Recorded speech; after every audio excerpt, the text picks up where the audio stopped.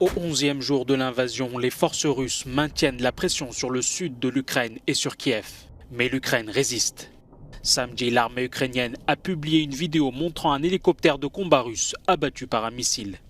De son côté, le président Vladimir Poutine a menacé de priver le pays de son statut d'État et a comparé les sanctions internationales à une déclaration de guerre. Mais le président ukrainien, à l'image de son peuple, résiste. Notre peuple ne recule pas, n'abandonne pas, ne cesse pas la résistance. Il crie aux occupants « rentrez chez vous ». C'est pourquoi il faut les repousser de nos territoires, il faut bloquer leur chemin. Les Ukrainiens ne reculent pas. Comme ici à Kiev, des centaines d'hommes font la queue pour s'engager dans les forces armées ukrainiennes. Un décret gouvernemental interdit aux hommes âgés de 18 à 60 ans de quitter le pays, afin qu'ils restent disponibles pour se battre. La capitale ukrainienne est l'un des principaux objectifs des forces russes qui préparent l'encerclement de la ville. Ce samedi, la bataille qui a débuté à Irpin, située à 15 km de Kiev, pourrait leur ouvrir la route de la capitale.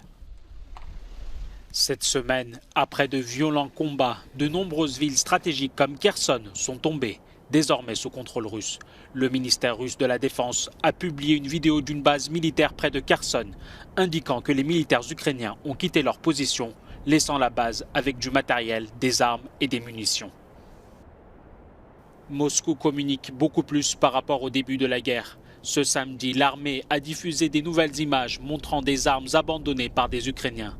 Selon Moscou, il s'agirait d'équipements militaires ayant été donnés par l'OTAN. L'armée russe a également annoncé samedi après-midi avoir repris l'offensive après le report de l'évacuation des civils de Mariupol.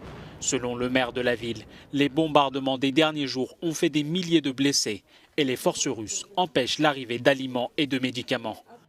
Selon l'ONG Médecins sans frontières, à Mariupol, la situation humanitaire est catastrophique.